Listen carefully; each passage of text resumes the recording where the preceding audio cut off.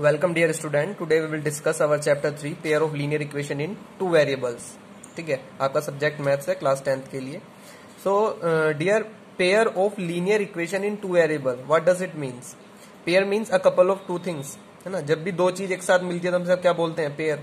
जैसे pin pair, आपके पास copy का जो जोड़ा होता है पिन पेयर जिसे बोलते हैं आप। So pair of linear equation, linear equation का पेयर। अब लीनियर इक्वेशन क्या है?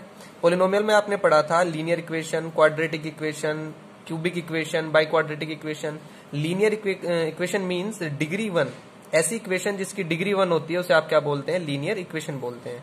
सो pair of linear equation in two variable. इस बार वेरिएबल कितने होंगे? 2 होंगे।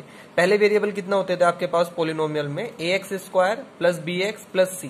तो so in this equation you have only one variable, that is x, but now in chapter 3 you have two variables, one is x and second one is y। x and y आपके दो variable होंगे, a b c, है ना।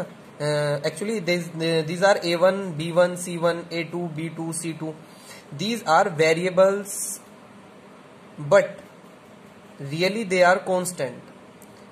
देखने में आपको ये variable लग रहे होंगे कि ए भी वेरिएबल है, बी भी वेरिएबल है, क्योंकि वेरिएबल की डेफिनेशन ये होती है कि जो ए बी सी डी की फॉर्म में होते हैं आपके पास, उनको आप वेरिएबल कहते हैं जिसकी वैल्यू कांस्टेंट नहीं होती, जिसकी वैल्यू फिक्स नहीं होती। But in this case we have used this A B C as a constant. यहाँ पर ये कांस्टेंट की तरह यूज किए जाएंगे। a1 b1 c1 a2 b2 c2, इनकी सभी की वैल्यू जो होगी वो आपकी न्यूमेरिकल वैल्यू होगी, कांस्टेंट वैल्यू होगी।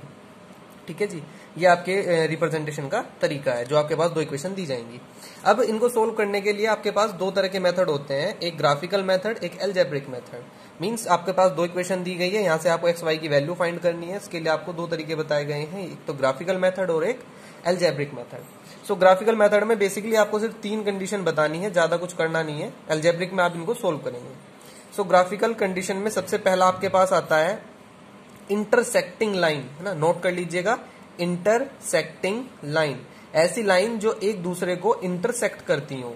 ये इक्वेशन सेकंड की लाइन है, ये इक्वेशन फर्स्ट की लाइन है, दोनों ने एक दूसरे को इंटरसेक्ट किया, तो ऐसी लाइन को बोलते हैं इंटरसेक्टिंग लाइन। और जब कोई दो लाइन एक दूसरे को सिर्फ एक पॉइंट पर कट करती है तो हम उसे बोलते हैं यूनिक सॉल्यूशन और वन सॉल्यूशन, कि इन दोनों इक्वेशन का सिर्फ एक ही सॉल्यूशन है, एक से ज्यादा सॉल्यूशन नहीं है। ठीक है, अब दूसरे की बात करते हैं। इसमें रेशो भी बताए गए हैं। रेशो मीन्स कि आप दो इक्वेशन को देख कर कैसे बता सकते हैं कि वो यूनिक सॉल्यूशन होगा या नहीं होगा। इट मीन्स कि वो आपस में इंटरसेक्टिंग है या नहीं है। आपको रेशो चेक करने होते हैं, a1/a2 b1/b2। आप दोनों के रेशो रखिए, a1/a2 and b1/b2। a1 is what? Coefficient of x equation 1। a2 is what? Coefficient of x of equation 2। पहली इक्वेशन x का जो कोफिशिएंट है वो a1 होगा, दूसरी इक्वेशन x का जो कोफिशिएंट है वो a2 होगा। आप इन दोनों के रेशो को ऊपर नीचे रखिए। सिमिलरली b1 b2 को भी आप कंपेयर कीजिए और दोनों को काट के देखिए क्या वो आपस में इक्वल हैं। अगर वो इक्वल नहीं है तो आप उसे क्या कह सकते हैं कि वो इंटरसेक्टिंग लाइन है, इंटरसेक्टिंग लाइन है, इंटरसेक्टिंग ग्राफ है। सेकंड ग्राफ आपके पास क्या होता है? जब आपके पास दो इक्वेशन दी गई हो, इक्वेशन 1 इक्वेशन 2, हो सकता है कि भाई हर बारी जरूरी नहीं है कि दोनों इक्वेशन आपस में इंटरसेक्टिंग आए। दे मे बी पैरेलल, वो पैरेलल भी तो हो सकती हैं। In this case we have two lines which are parallel to each other. So ऐसी कंडीशन में हम बोलते हैं कि इनका कोई भी सॉल्यूशन नहीं है, क्योंकि एक दूसरे को इंटरसेक्ट कहीं टच ही नहीं कर रहे हैं, तो इसका मतलब कोई सॉल्यूशन नहीं है। पता कैसे चलेगा? आप रेशो चेक कर सकते हैं दोनों इक्वेशन के। तो आपने a1/a2 b1/b2 c1/c2 ये चेक करना है। अगर a1 a2 b1 b2 के इक्वल है लेकिन c1 c2 के इक्वल नहीं है, इट मींस वो लाइन क्या होंगी आपके पास? पैरेलल लाइन होंगी। ठीक है, सॉल्यूशन उसका कुछ नहीं होगा। नंबर 3, हो सकता है कि आपके पास इस बार ऐसी इक्वेशन आई हो कि फर्स्ट इक्वेशन तो आपके पास ये रही, इट मीन्स पहली लाइन तो आपके पास ये आई। जब आपने इक्वेशन का यूज करके आपने एक लाइन ड्रॉ की, ग्राफ ड्रॉ किया, तो आपके पास ये लाइन आई। और सेकंड आपने जब ड्रॉ किया तो आपके पास ये लाइन आई। तो इसमें क्या है कि दोनों एक दूसरे को कोइंसाइड कर रही हैं, मतलब दोनों की दोनों एक दूसरे के ऊपर हैं। तो ऐसी कंडीशन में आपके पास infinitely many solution, it means आपके पास सॉल्यूशन जो है वो भरपूर मात्रा में मिलेंगे, इनफाइनाइट मिलेंगे, कोई दिक्कत नहीं है। और ऐसी लाइन को कहा जाता है कोइंसिडेंट लाइन। ठीक है। रेशो इसमें A1 A2 B1 B2 C1 C2 तीनों आपस में इक्वल रहेंगे। एक बार फिर से मैं आपको बता दूं, यदि A1 A2 B1 B2 आपस में इक्वल नहीं होते हैं तो वो इंटरसेक्टिंग होती हैं।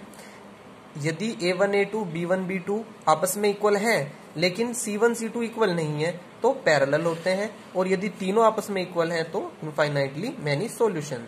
याद रखने का तरीका बड़ा इजी है। जब आपके ग्राफ एक दूसरे को सिर्फ एक पॉइंट पर टच करेगा तो सिर्फ वन सॉल्यूशन होगा, अगर टच नहीं करेगा तो नो सॉल्यूशन होगा। और अगर एक दूसरे को, यहाँ पे देखो एक दूसरे को टच ही टच किए जा रहे हैं, एकदम जस्ट एक दूसरे के बिल्कुल कोइंसिडेंट हैं, तो ऐसी कंडीशन में कोलैप्स हो रहे हैं दोनों एक दूसरे से ना, कोलैप्स हो रहे हैं, जस्ट चिपक रहे हैं, तो इसमें हर पॉइंट एक दूसरे को टच कर रहा है, इंटरसेक्ट कर रहा है, it means infinitely many solution. अच्छा, इसमें एक चीज और आती है, कंसिस्टेंट और इनकंसिस्टेंट। कंसिस्टेंट और इनकंसिस्टेंट, ये 3.2 एक्सरसाइज में आपको मिलेगा। कंसिस्टेंट और इनकंसिस्टेंट। सो कंसिस्टेंट की कंडीशन जो होती है वो intersecting line and infinitely many solution means coincident line. ये वाली थर्ड कंडीशन ये भी कंसिस्टेंट के अंदर आएगी, और जो फर्स्ट कंडीशन है वो भी कंसिस्टेंट के अंदर आएगी। इनकंसिस्टेंट के अंदर सिर्फ पैरेलल वाली कंडीशन आती है। यदि आपसे पूछा जाए कि कंसिस्टेंट और इनकंसिस्टेंट बताएं, तो यदि आपने रेशो चेक किया और वो पैरेलल निकल के आया तो पैरेलल में आप कह देंगे कि वो इनकंसिस्टेंट है, और यदि वो आपका कोइंसिडेंट या फिर इंटरसेक्टिंग आता है तो आप कहेंगे कि वो कंसिस्टेंट है। एल्जेब्रिक मेथड के 3 तरीके होते हैं, substitution, elimination and cross multiply. Cross multiply इस सेशन में आपके पास नहीं है, 30% लेस कर दिया गया है सीबीएसई द्वारा। सो सब्स्टिट्यूशन एंड एलिमिनेशन मैं आपको 2 एग्जाम्पल से समझा रहा हूं कि दोनों मेथड कैसे सोल्व करने हैं। सब्स्टिट्यूशन में आपके पास 2 इक्वेशन दी जाएंगी, let say x minus 2y equals to 0, 3x plus 4y minus 20 equals to 0। आपने क्या करना है, दोनों इक्वेशन में से कोई भी एक इक्वेशन उठा लेनी है, दोनों में से कोई भी एक। उसके बाद आप दोनों में से कोई भी x या y किसी एक वेरिएबल की वैल्यू निकाल लीजिए। x की वैल्यू निकाल लो चाहे y की, आपकी इच्छा है। मैंने यहाँ पे x की वैल्यू निकाली है। सो x इक्वल्स टू, ये माइनस 2y है, इधर जाके क्या हो जाएगा प्लस 2y। सो मैंने इस इक्वेशन फर्स्ट इक्वेशन से, रिमेंबर याद रखिएगा मैंने इक्वेशन फर्स्ट का यूज किया है, इक्वेशन फर्स्ट से मैंने यहाँ पे x की वैल्यू जो है वो निकाल ली है, और मैंने इसको एक नया नाम दे दिया, दैट इज इक्वेशन थर्ड। अब आपको क्या करना है, सब्स्टिट्यूट मतलब होता है सब्स्टिट्यूशन। जैसे आपने देखा होगा गेम में, कबड्डी में किसी प्लेयर को चोट लग जाती है तो वो सब्स्टिट्यूट कर देते हैं, है ना, सब्स्टिट्यूशन आ जाता है, उसको रिप्लेस कर उसकी जगह दूसरा प्लेयर आ जाता है। सेम थिंग यहाँ पे आपको करना है, सब्स्टिट्यूट करना है। इस x की वैल्यू को जो इक्वेशन आपने ली थी उससे दूसरी इक्वेशन में सब्स्टिट्यूट कर देना है। बात सुनिएगा, आपने पहली इक्वेशन से x की वैल्यू निकाली, इस x की वैल्यू को दूसरी इक्वेशन में सब्स्टिट्यूट करना है। इट मींस 3, इस x की जगह मैंने क्या सब्स्टिट्यूट कर दिया 2y, ठीक है जी, plus 4y minus 20 equals to 0, बाकी एज इट इज। यहां से मैं इसको सोल्व करूंगा तो सोल्व करके मुझे यहां से y इक्वल्स टू 2 मिल जाएगा। इस y की वैल्यू को आप किसी भी इक्वेशन में सब्स्टिट्यूट कर दें, किसी भी इक्वेशन में, ठीक है, आपको वहां से x की वैल्यू मिल जाएगी, और आपको x और y की वैल्यू ही निकालनी होती है। इसके बाद दूसरा मेथड है आपके पास एलिमिनेशन मेथड। एलिमिनेशन मेथड को करने से पहले आपको जो इक्वेशन है वो इस स्टैंडर्ड फॉर्म में लगानी होगी। ax1 plus b1y is equals to c को आपको राइट हैंड साइड में ले जाना होगा, ठीक है।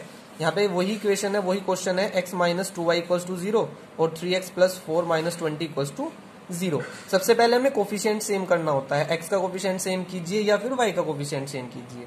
मैंने अपने केस में x का कोफिशिएंट सेम किया है बाय मल्टीप्लाइंग 3। मैंने इस पूरी इक्वेशन में 3 से मल्टीप्लाई कर दी, कोफिशिएंट सेम हो गया। देखिए 3 into x 3x plus minus 3 टू जा 6y इक्वल्स टू 0।